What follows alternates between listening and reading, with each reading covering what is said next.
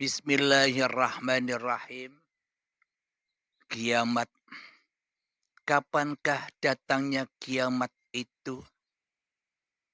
Datangnya kiamat kubro dan datangnya kiamat sugro. Kiamat kecil dan kiamat kubro, kiamat besar itu kapan datangnya?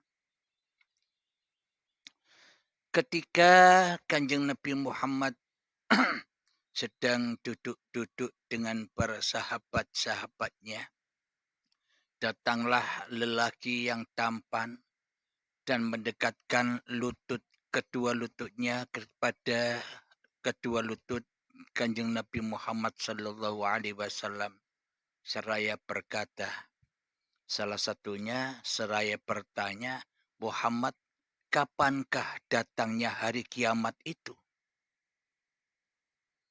Setelah mendapatkan wahyu, Nabi Muhammad menjawab bahwa kiamat itu adalah urusan Tuhanku.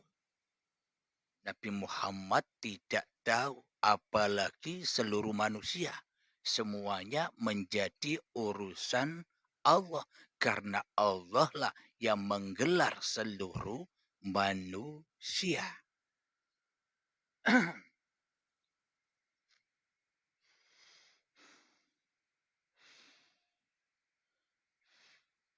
Anggapan kita semua, anggapan manusia, bahwa kiamat itu apa yang diangan-angankan selama ini. Bahwa datangnya kiamat itu dengan apa yang dibayang-bayangkan selama ini. Hancur leburnya langit dan bumi. Hancur leburnya pasak-pasak bumi, gunung-gunung bertabrakan seperti kapas-kapas yang berterbangan. Itu semua kiasan-kiasan. Bukan makna yang sebenarnya, itu cuma kiasan saja. Di dalam Al-Quran itu penuh dengan kiasan-kiasan. Penuh dengan sanepan-sanepan. Berhubung yang memahami hawa nafsu, maka diartikanlah semua isi Al-Quran ini seolah-olah pemahamannya badan-badania ini sebagai pelaku di dalam Al-Quran ini. Maknanya semuanya mengandung hukum badania. Semuanya mengandung hukum ragania. Semuanya mengandung hukum syariat manusianya.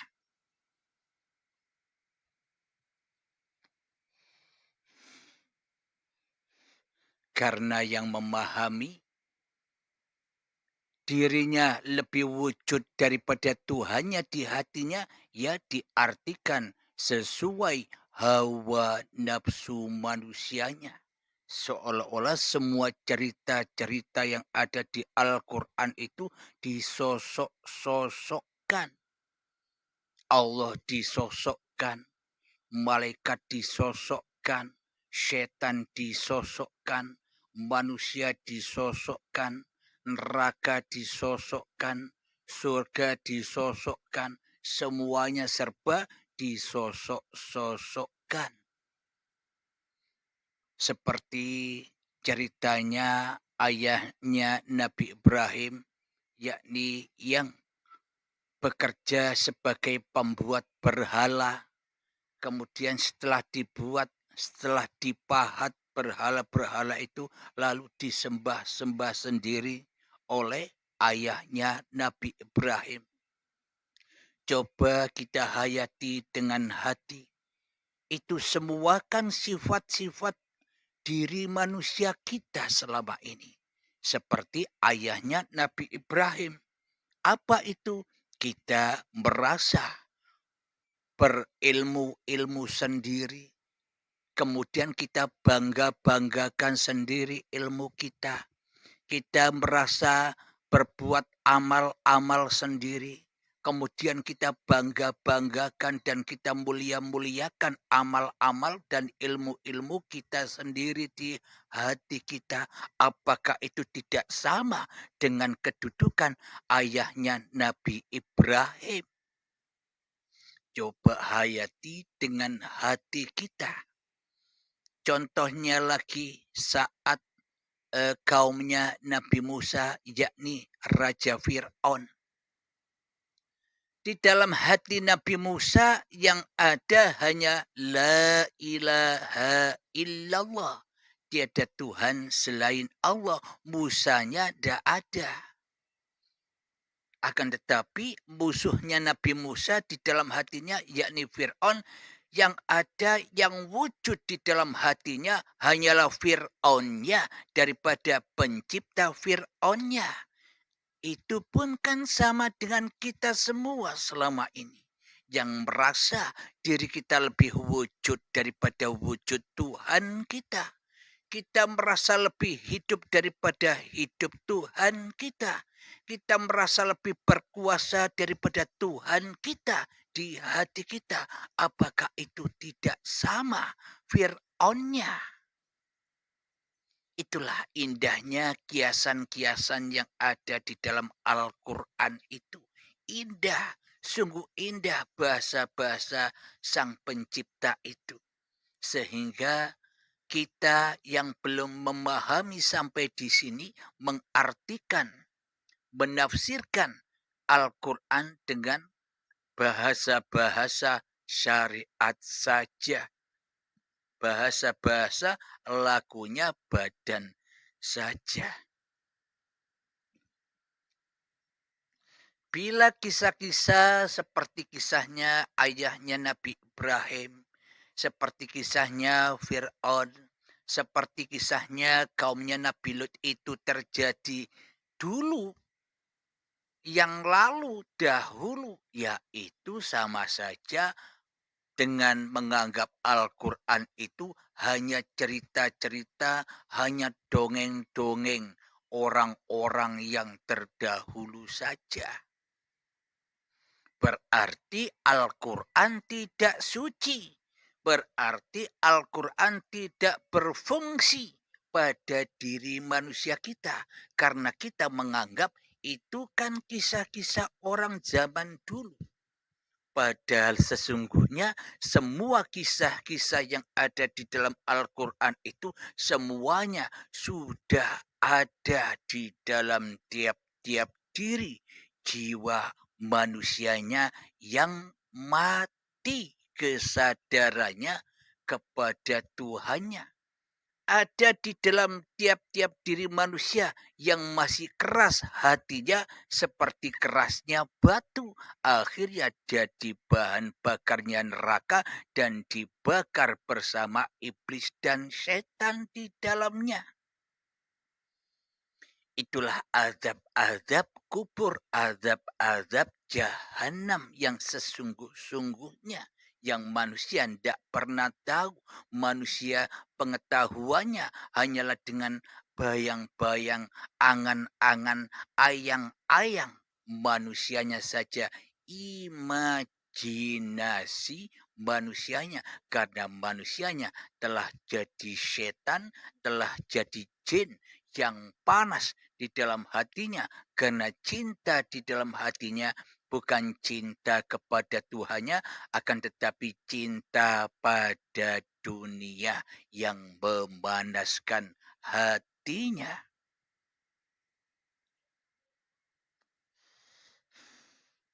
Alhamdulillahirabbil alamin. Ketika kematian yang kedua, yakni ketika datang detik-detik akhir balai, ketika manusia mulai ingkar kepada Tuhannya, ketika manusia mulai lepas dari kekuasaan Tuhannya, ketika manusia mulai syirik, mulai mensekutukan Tuhannya dengan dirinya di hatinya, itulah kematian yang kedua. Dengan kematian yang kedua itulah berlakulah alam barzah. Setelah manusianya, jiwanya yang keras melebihi kerasnya batu dikubur di dalam kuburan jasad-jasad yang dari tanah ini, manusia menghadapi alam barzah. Alam apa? Alam penantian. Menantikan, menunggu hari kiamat datang. Alhamdulillahirabbil alamin. Di dalam alam barzah itu dikatakan saking dekatnya matahari, sekilan seperti tangkilannya badan ini, saking dekatnya, saking panasnya, sehingga manusia kepanasan dan sehingga manusia berkeringat. Kadang keringatnya menenggelamkan mata kakinya, kadang keringatnya menenggelamkan kedua lututnya, kadang keringatnya menenggelamkan sampai kepada pusatnya, kepada udelnya, kepada pusarnya. Kadang manusia tenggelam dengan keringatnya sendiri sampai di dalam dagunya, dan bahkan manusia tenggelam dengan keringatnya sendiri, dengan daya upayanya sendiri, tenggelam dan kelepak-kelepak di dalam dirinya sendiri. Inilah makna alam barzah itu, alam penantian itu, azab kubur itu, siksa kubur itu. Kapan terjadinya? Ketika manusia di dalam hatinya lebih cinta daripada cinta Tuhannya, cinta kepada dirinya, cinta kepada badannya, cinta kepada urusan-urusan dunianya di hatinya. Itulah siksa dan azab yang pedih, manusia tenggelam di dalamnya. Itulah eh, sebuah kiasan sanepan saking dekatnya panasnya matahari itu. Apa hakikat panasnya matahari itu? Yakni hawa nafsu kita sendiri yang selama ini kita tuhankan, yang selama ini kita wujudkan, yang selama ini kita hidupkan, yang selama ini kita kuasakan, dan yang selama ini kita sembah-sembah di dalam hati kita. Itulah matahari yang panas. Itulah alam barzah, alam penantian manusianya menunggu kiamat kubro di dalam kuburannya sendiri-sendiri.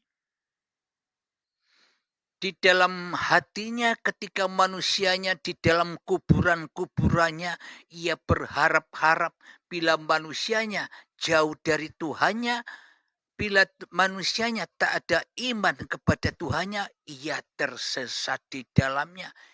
Ia akan dipenuhi dengan kesedihan, kekhawatiran, ketakutan akan siksa-siksa Allah. Ia selalu memohon-mohon kepada Allah, meminta-minta kepada Tuhannya. Namun bagi orang-orang yang sudah kembali kepada Allah, kepada Tuhannya, apalagi yang diminta? Hanya kesenangan, hanya keenjoyan, hanya kebahagiaanlah yang ada di dalam hatinya dengan Tuhannya.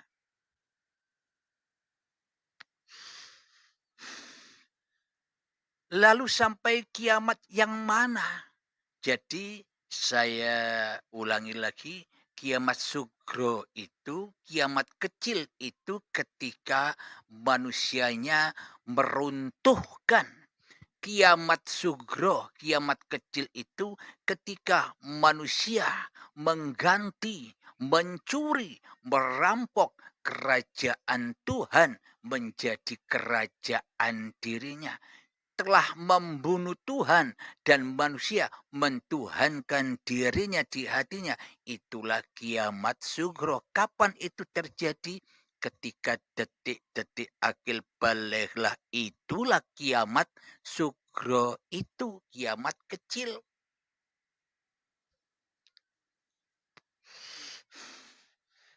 Kewujudan Allah yang mewujudkannya dihancurkan di hatinya.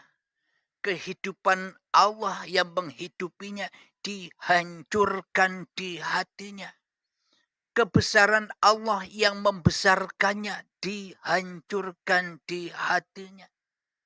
Kesucian Allah yang mensucikan diri manusianya dihancurkan di hatinya. Maha puja dan pujinya Allah dihancurkan di hatinya menjadi maha puja dan puji, kebanggaan dan kemuliaan hawa nafsunya. Inilah kiamat kubro itu. Ya diadab manusianya di dalamnya. Ya dikubur manusianya di dalamnya. Ya dimasukkan neraka jahanam yang berbahan bakar badan-badan manusia dan hati yang keras melebihi kerasnya batu. Itulah yang membuat api-api neraka itu menyala-nyala ketika badan telah kau aku-akui sebagai badanmu, ketika hidup telah kau aku-akui sebagai hidupmu. Itulah neraka yang menyala-nyala yang akan membakar diri kita semua di dunia ini. Itulah yang dimaksud alam penantian, alam barzah. Kemudian menunggu sampai kapan? Sampai datangnya kiamat kubro, kiamat yang besar. Ketika langit dan bumi dipertemukan dan dihancurkan.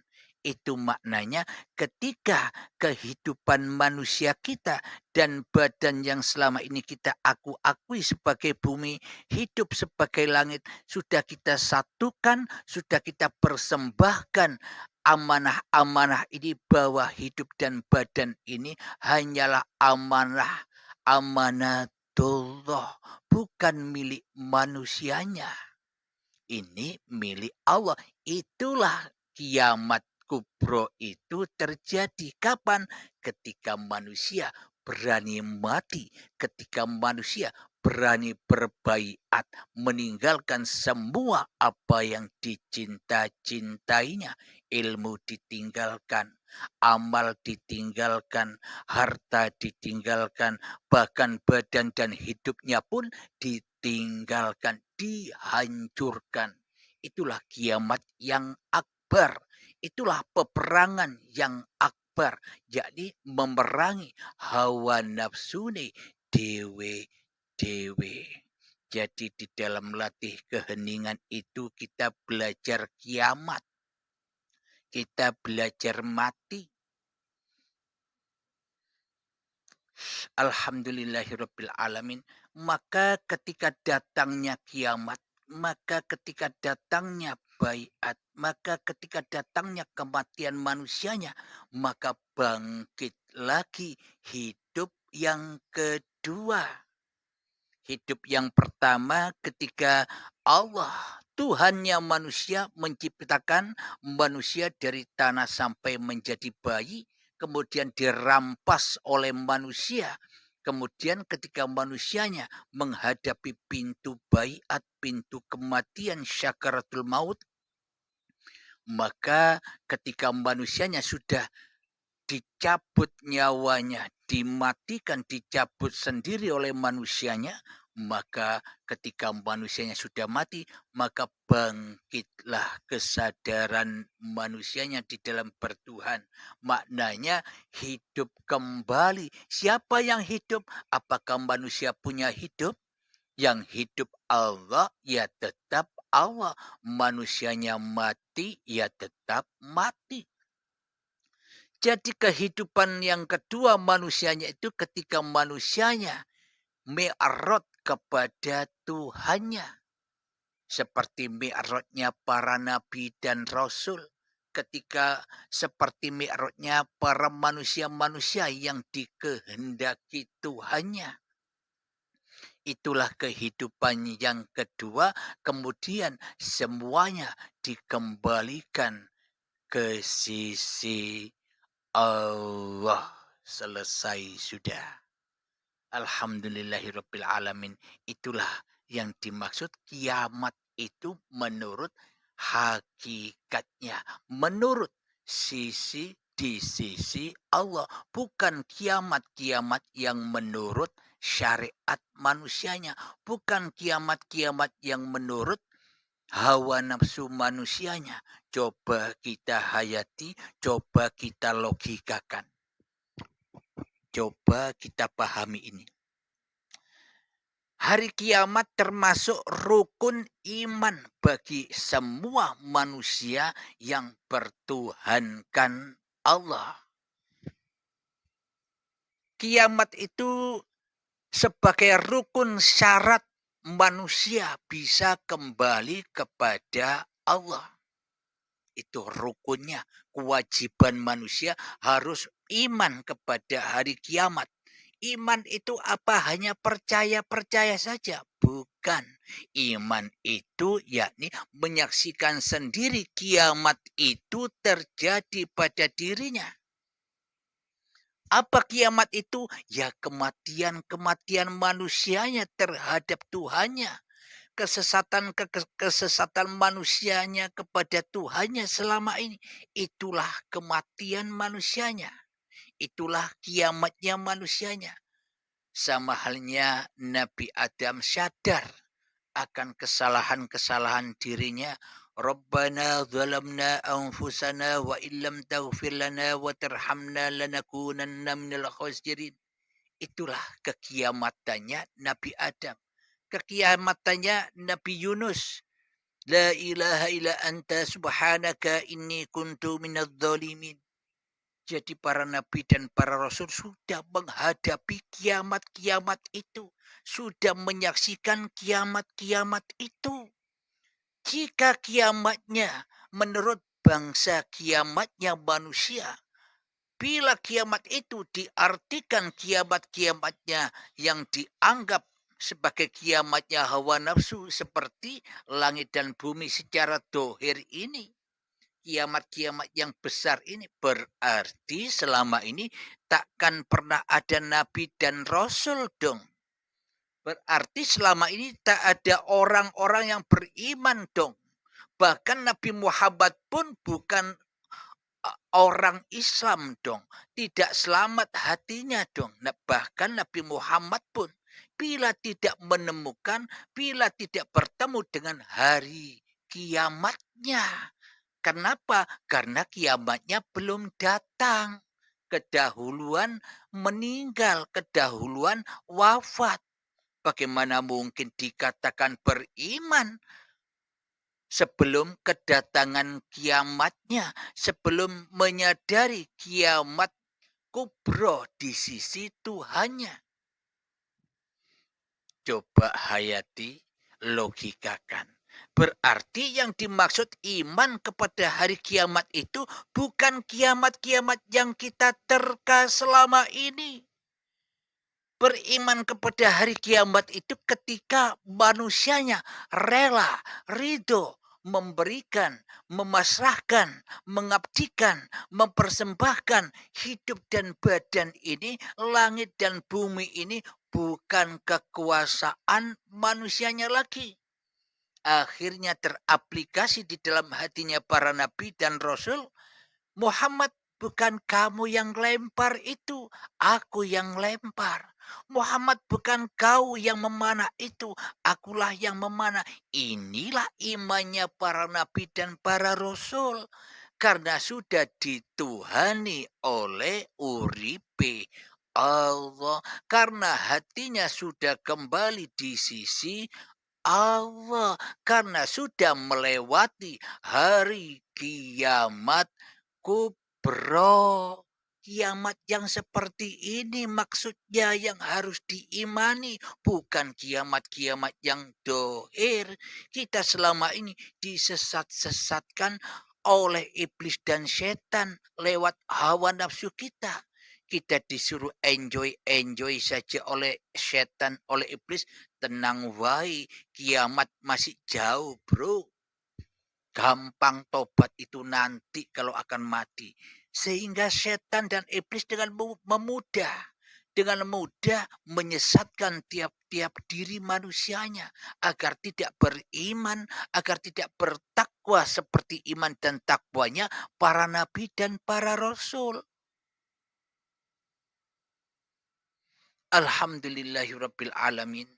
Inilah yang dimaksud iman kepada hari akhir, iman kepada hari kiamat. Ketika kita menyadari bahwa Allah lebih wujud daripada wujud manusianya.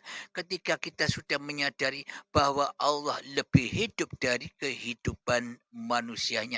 Ditandai manusianya mati kembali.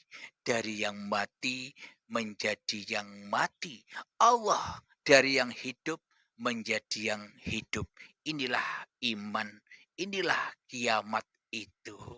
Alhamdulillahirabbil alamin. Semoga saya khususnya dan semoga kita semua para penyimak sahabat-sahabat uripe Allah dimanapun Anda berada, kita dipahamkan, diberi hidayah oleh Allah Subhanahu wa taala. Sebab di sini pun saya juga belajar sama seperti Anda, sama-sama belajar pulang kepada Allah, sama-sama pulang kepada asal usul kita. Asalnya tak ada, kembali tak ada. Asalnya hanya Allah yang wujud yang hidup, kembali hanya wujud hidup ini hanya milik Sang Pencipta. Amin ya rabbal alamin. Sebelum kita akhiri, marilah kita gemahkan salawat dolimin daf'ul bala. Allahumma salli ala sayyidina Muhammad wa ashgili zalimin bil zalimin.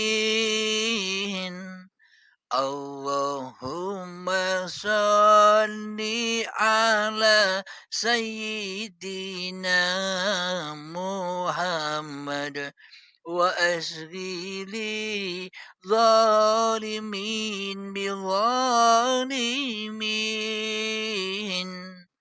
wa ahrijna min bainihim salimin. وعلى آله وصحبه أجمعين. اللهم يا قاضي الحاجات، اللهم يا مجيب الدعوات، اللهم يا رافع الدرجات، اللهم يا محل المشكلات، اللهم يا شافي الأمراض، اللهم يا كافي المهمات، اللهم يا دافع البليات، اللهم اختم لنا بالإيمان، اللهم اختم لنا بالإسلام بجاه سيد المرسلين. ربنا آتنا في الدنيا حسنة وفي الآخرة حسنة وقنا عذاب النار. وصلى الله على سيدنا محمد وعلى آله وصحبه وسلم. Walhamdulillahi Rabbil Alamin. Akhirul kalam. Assalamualaikum warahmatullahi wabarakatuh.